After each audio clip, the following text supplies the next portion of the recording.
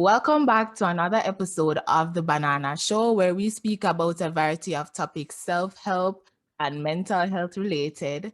I'm your host, Anna Banana, and today we're going to talk about holding resilience to the end with a childhood friend of mine, Sasha K Hinds, who has completed her degree in the visual arts at Edna Manley and has applied to do her master's in visual arts overseas. So stay tuned for the interview, and I hope you guys enjoy this episode.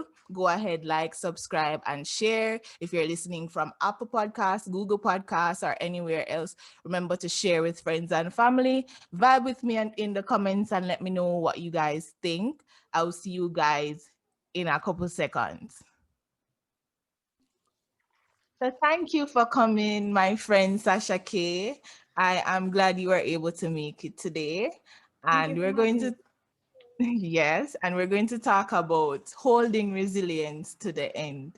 You know, I wanted to ask you, when did you feel or when did you find out that your passion for art, when did you find out that you had a passion for art and you needed to pursue it? Um, Art. I actually was doing art for most of my life. And when I said that, people was like, really? Because I always been like, where we live, we kind of just secluded and, you're only friends with like a few people. So not everybody know you like that. In the So, community? yeah. So I actually started doing art when I was about 10. Oh, And wow. yeah, and I went to JCDC. And when I say art, I mean like performing and visual, because I was Oh. just always enough when it comes to art. Like anything the teacher that want artistically, they were like, Sasha K is cool for that. So I did it. But I never thought it was going to be a career of mine, to be honest. I actually was kind of like focused on being smart. Like everybody's smart, especially in primary and high school. Yeah. Book smart, like that's my Yeah. thing. Like I really wanted to do sciences, and it does not work out for me. And the math thing, it does not work out. So and I actually feel visual arts sexy because I was not focused on it, You and didn't do it? I did it. I didn't pass. So Oh. I passed everything else and I didn't pass that one. And I did theater arts as well. And you couldn't tell me, and don't ask Christ, I was going to be a dancer. And everything changed. And when I realized that I wanted to do art was more like 2013. I went through a whole depression time and I used art to really cure myself in a way. I Oh. started making jewelry more. My mother encouraged it, and I That's started. something I want to do actually. That's something Yeah, I wanted to do. I think it's really fun. yeah. So my practice now as an artist, I do. I don't do jewelry as much, but I do it for therapeutic reasons. Yeah. And it ended up that I was more expanding into my mind and like seeing that my mind is pretty cool. And I did murals and I was just doing a lot of things, and I just guess I just went into it and I didn't stop, you know. Oh. So Yeah. do you do poetry or it's just creating art form? I usually do poetry. I used to go to the poetry society things. There's like a poetry. I don't know if they still do it at Edna. I go to Edna and I don't know. So I used to go there and I used to like write down sexy poems and stuff, and I'd be like, yes, I'm gonna perform it. I just never did. And I actually wanted to become a comedian at one time. It was a whole heap of things. Like I wanted to be a YouTuber, I wanted to be a comedian, I wanted to be all these things, and like at one point I wanted to be a hairstylist. It was like I was to have so much creativity busting in my brain, and I just wanted to just ooze them out, and I just didn't know what was my outlet until I started going to school for it, which I went to Heart Trust NTA first. And sorry, I went to Heart Trust Okay. first, and then a teacher was there. What did I did first? I did website design. I wanted to do graphics, but I did website. Horrible mistake, but I learned how to code, so that's cool.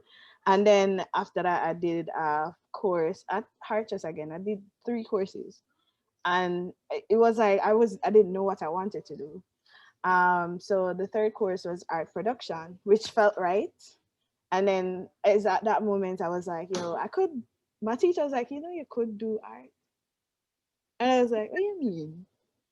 And it was like, yeah, you could do like fashion design, and like she was just pushing me to do fashion. And I was like, okay. Oh, And then so I started doing fashion as well and studying that. And but I didn't like sewing, so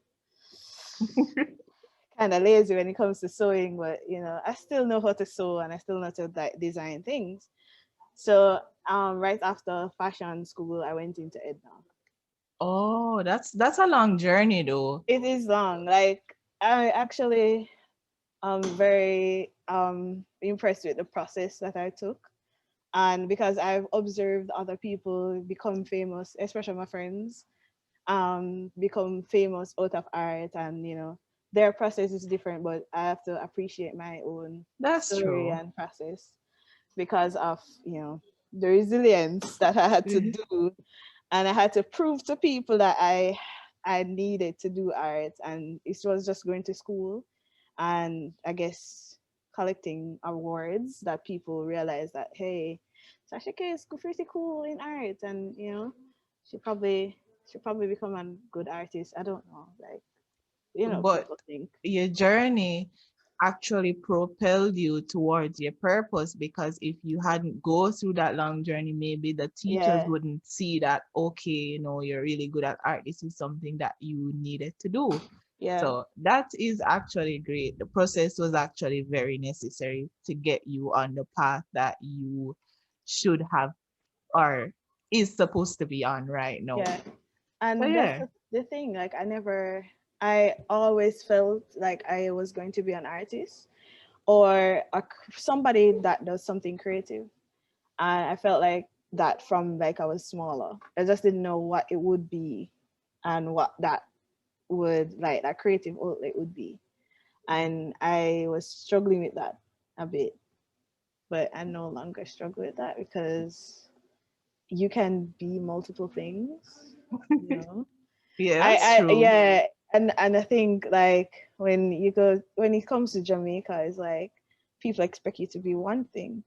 Yeah, that's And true. yeah, I could be a doctor. Like I could drop art school next year and like go study medicine and still be an artist. Like that's me. Like I'm just like that. Like I'll just get up and let's do something, anything I feel like doing. Because like I know like my life was not cool when I was growing up, so I just want it to be cool right now. And I that's understand my that. plan. When did you start to embrace, what point in your life? Because I know that your teachers are the one that push you to the art, but when did you start to accept that, okay, this is what I am meant to do?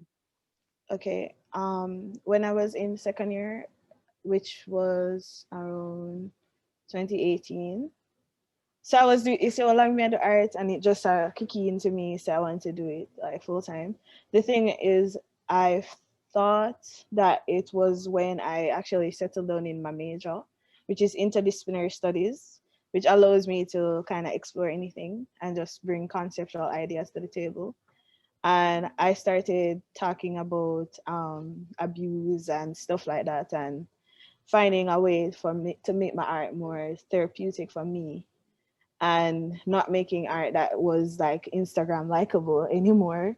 And like because I felt like pressure at the beginning, like everything I make, once I post it on Instagram, people's gonna like it. And I was like, that validation wasn't working out for me. But once I made some pieces and like I'll be speaking about sexual violence and stuff like that, and people could relate to it, I was like, yeah, this feels nice. This feels like something I'd want to do for the rest of my life. And representation of Black women is something I really, really passionate about. I know that you have been passionate about that So since I've it's known you.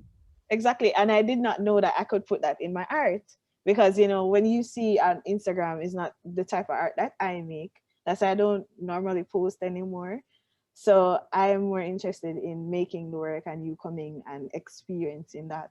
And I feel like that's where my dance and my drama background comes from, like performance and like having space to like showcase your work.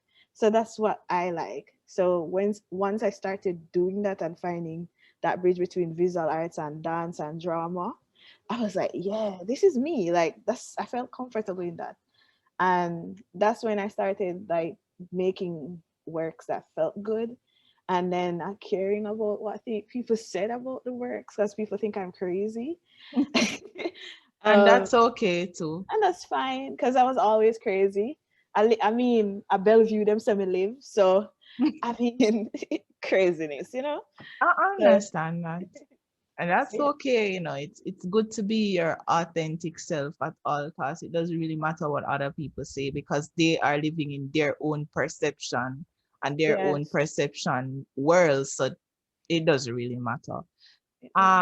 I saw on Instagram one time you were destroying some of your art pieces. What Oh, was that about? whew. Okay, so I do that from time to time. I sometimes I have to detach myself from my art pieces because it's like a baby and you love them, and sometimes I don't even want to have memory of what I made. So that specific piece though that I was describing was because I was enraged. It was actually pieces for school and it was during COVID, and I think I made them because it was like a survival instinct, and I was kind of clinging on to art more. And I started making things that I was not necessarily comfortable with. And these were projects for school, by the way. And I made Like them, mandatory? yes, mandatory Oh. projects.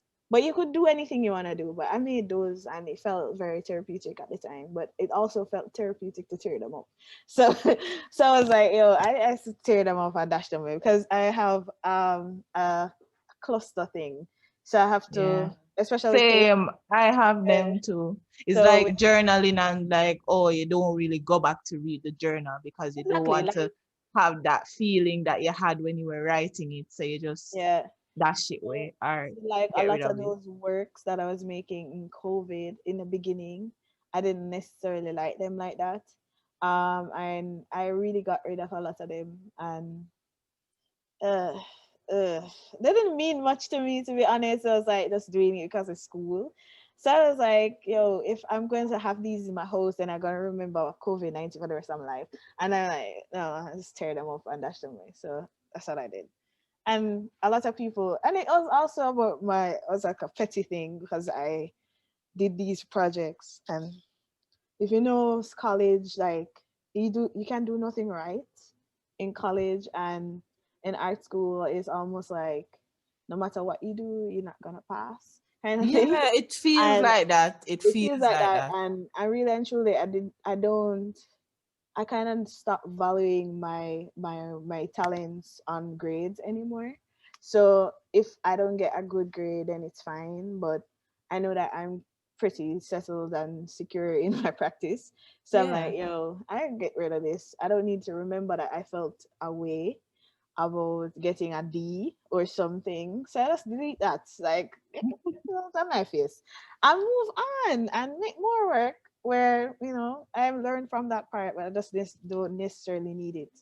And then Around. I don't really like using paper either. So when I have to, I kind of get rid of them.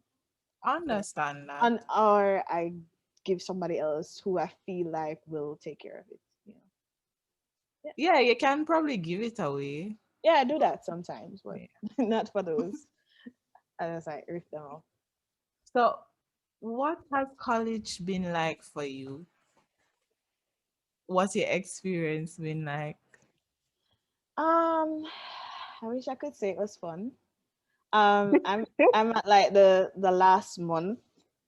I hopefully it's the last month of school, and I school itself wasn't fun. I just gonna be honest, like it wasn't fun for me. It might be for other people, but for me it wasn't. I was always dreaming of coming to the school. From I knew myself creatively from high school days. I was like, yeah, I have to go to Edna. I have to go to Edna. I probably would get it tattooed on my skin or something if was interested in those things back then.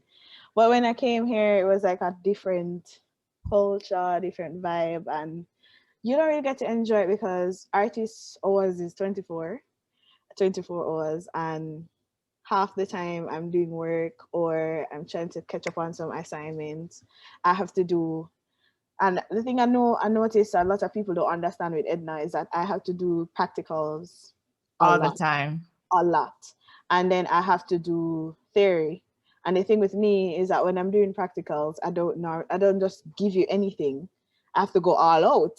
So it takes so much out of me to do these projects. And then when you present a lecture with something grand, they just like, uh, it's nice. Like them hard for please.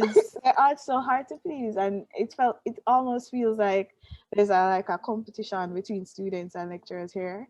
And I feel like that's because of the industry being very tight, well, in their mind, because I know that Jamaica art industry don't even reach where it's supposed to go yet. So That's true. there's so much, yeah. And it really, to be honest, like even though I didn't enjoy it, I really enjoy my friends and the people who are around me, especially before COVID. God, before COVID, they could come to school and hang out with their friends. I really enjoy that, but outside of that, it's very depressing. I know a lot of people go through depression, and the thing is, I feel like because I went through my depression thing way before I came to Edna, I am more stronger mentally, and you can't really get me down that easily. But yeah, I enjoyed it to an extent, but I probably wouldn't. If I know it's foresight, I probably wouldn't come back. I probably wouldn't come, like honestly. But you don't have a choice because Edna is the only art school in the In Caribbean, Jamaica. In the Caribbean. Oh, in the wow. English speaking Caribbean.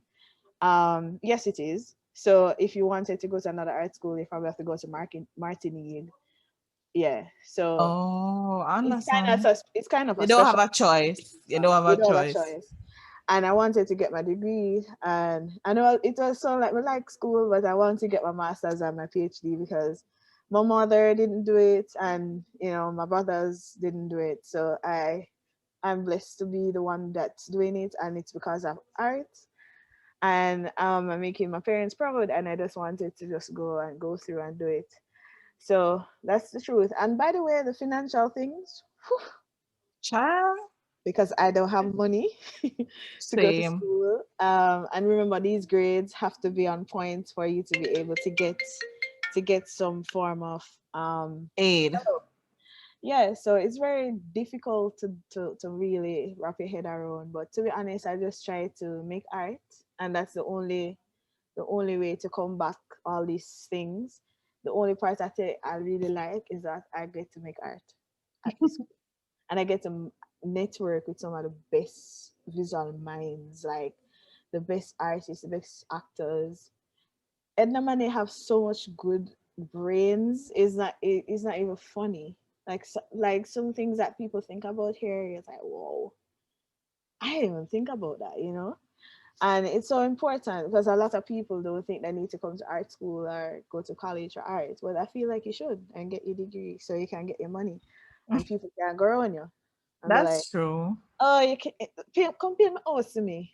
No, pay me.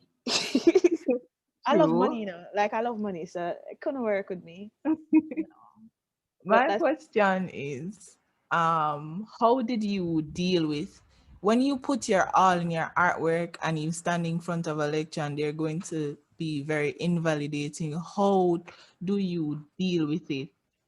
And how would you encourage someone to not seek outside validation from others and know that what they put out, as long as they put out their best, they should be, you know, yeah, they shouldn't care what anyone else say. How, because validation, we all, as much as a lot of people don't want to admit it, we all yeah. like You need it though. praises and we all like acceptance and we feel like we belong when we get couple words of affirmation, or even if I say you're doing great, you're going to reach far places, but how do you function if you're not getting those things? I must say, like, one of my love languages is words of affirmation. I love that. So, the thing with art is kind of you just have to know that is that everybody gonna like your artwork. Oh, right out the gates, just know that, just have that in your brain because everybody's gonna like it, and you're gonna be like, this is the best thing I've ever made. No, it's not. And you have to be very honest with yourself, and like a lot of people, because I'm the biggest critique of myself, and I already know the issues that you're probably gonna have with the work. And to be honest, I always have a backup plan. And when you're ready to tear it down, I'm like, but I wanted it to be like that, I get you. because when you're at school, especially at Edna, there's a lot of lecturers, they will tell you a lot of things, but when it comes to grading you, they're not backing you up. So they will tell you that, oh, your hair should be here, and you put it there, and then them fail you because you follow them and put it there. So you have to know in yourself, say, hey, this is where I want it to be. And when I'm standing in front of a lecturer and they're tearing down my work, because it happens, not I've never really experienced it, but I've experienced people. Well, lie me tell, lie me tell. There was a lecturer. I give you an example. There's a lecturer. First of all, I'm not good at drawing realistically, especially myself. So, portraits, I'm not doing good at drawing. So I had a lecture in first year that I did a drawing of myself and I draw my locks. My locks was this short, cute, and I was wearing a bunny ears a day, and I drew myself, and the man was like, "So why you draw every single locks?" And I was there like, What kind every single, like you never even focus on your face, but every single hair I can count them. Why you do that? Like in front of everybody, he was shouting at me, and I felt like I wanted to cry. And I Wow, did, and that's I did, and I did. Like there was people around in the class that was like kind of supporting me, like, yeah, because that's her hair, and and I couldn't say a word, and I think that happened for me to understand that these things and what people might think about your work aren't important to you specifically, and it has nothing to do with you because art is an expression of yourself. And if you're expressing yourself and you're supposed to do a portrait of yourself, and you feel like one of those things that, for me, everybody knows I have a locks, that's why I cut it off and I put it on back, and everybody's like, oh, because it's important for me. So I'm like, hello. And that also taught me that drawing is not my thing.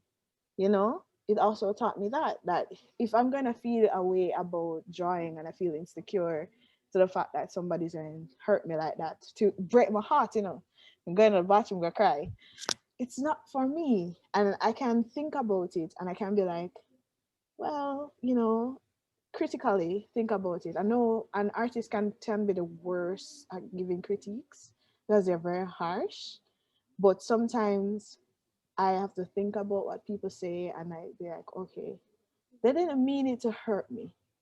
They mean it to don't like, take it yeah, don't personal. take it personal, but move on. But some people do dig at you for personal reasons. So I just take it for what it is and I move on. And I still have up my drawing with my lovely locks in my house because I was proud of it. All right. And when people come in my house, they'll be like, "Oh, that's a good drawing of you." And I'm like, "Pretty, I don't know, so me did cry. Me did cry over that drawing here." But yeah, I like it. And people can't tell me nothing. From me, like my work, you can't really tell me nothing. Is it that you gonna buy it or you don't buy it? Moving on. True that. That's true. What was one of your best moments or best experience? At school or Yeah, at writing? at school overall, Oh, doing art at school. best moments at school. Okay, so we made a film. I really like that movie. I was the group leader of a group for material culture. That's a history class here, and we went on the street to buy street food, And then what we did was film that, and then it made it into a whole documentary about street food in Crossroads and downtown. And honestly, that was That like, sounds fun, it was actually. fun and it was really crisp. That I was like, yo. And the guy that works and edited videos, his name is Brad Pinnock. He was pretty cool in it. Like, we enjoyed food. I love my belly. First of all, I love my belly. I love art. So the combination of the two, and I realized that I actually love documentary, and I actually like delegating things because it like things out my brain. And when I see people doing things, I'll be like, oh yeah, why not try it this way, you know?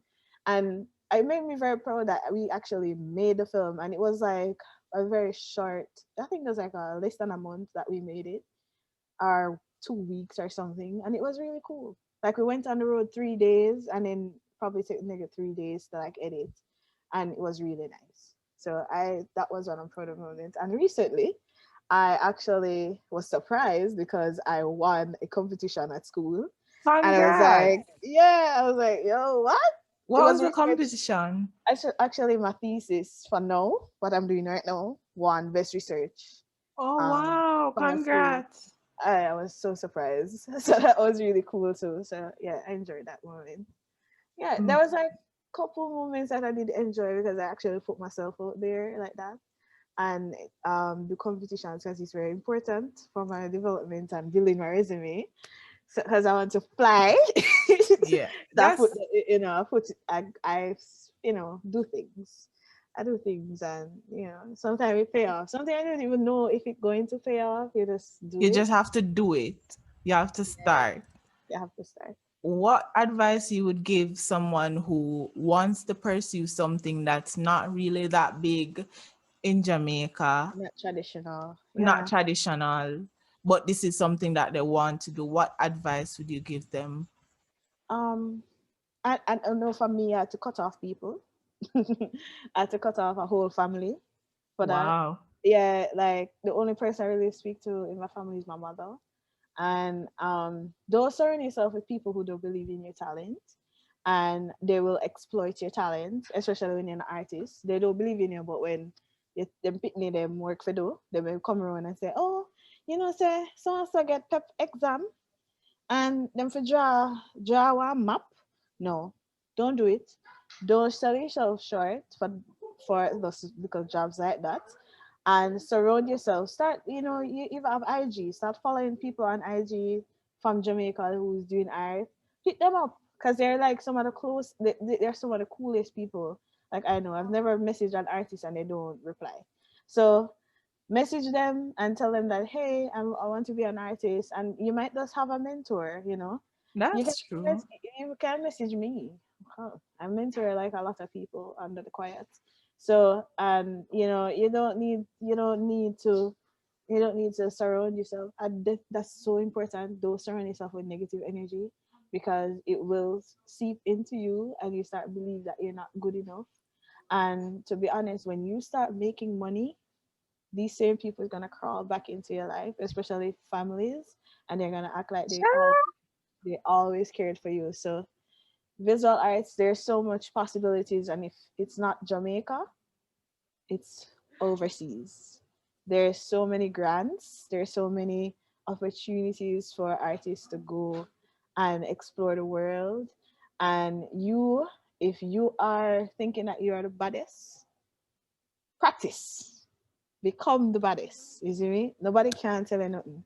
And you can even start volunteering at some schools and stuff like that. Like what I did, volunteer at schools and build up your resume the same way. Because I know artists might feel like they're entrepreneurs and whatever, but you need to still have a resume and a artist statement and all of those stuff. That's true. So you need to build these things. So be like, promise that you awards that come up and you be like, so we can get one, but remember what you do.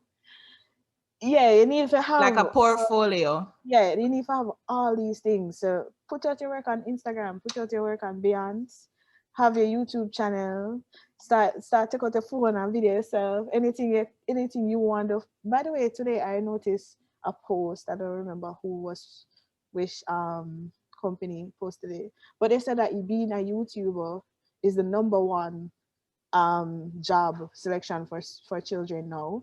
and then I think like visual artist is number 5.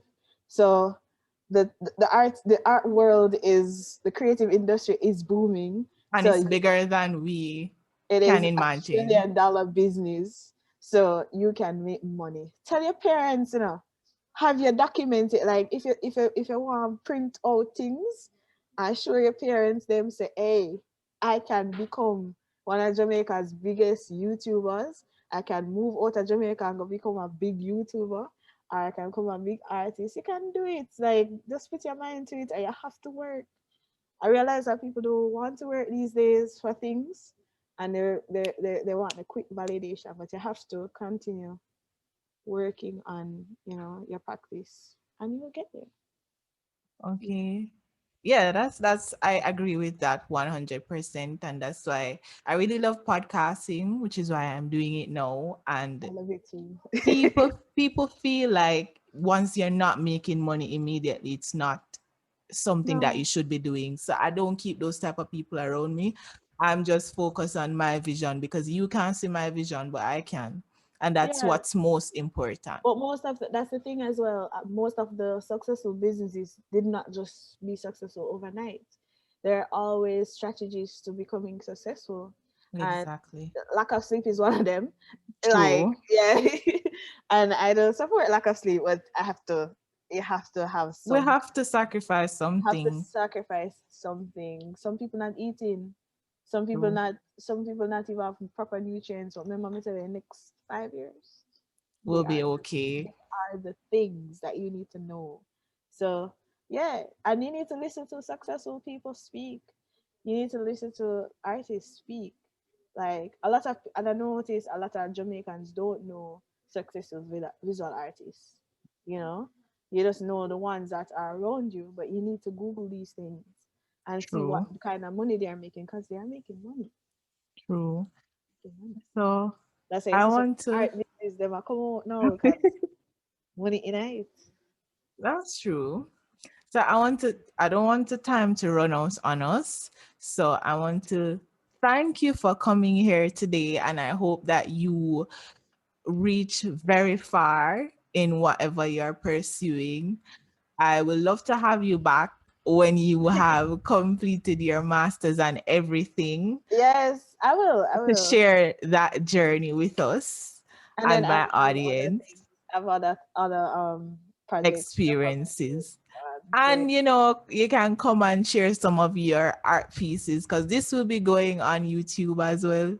So, I want to thank you so much for coming, and no problem. we'll work together again in the future.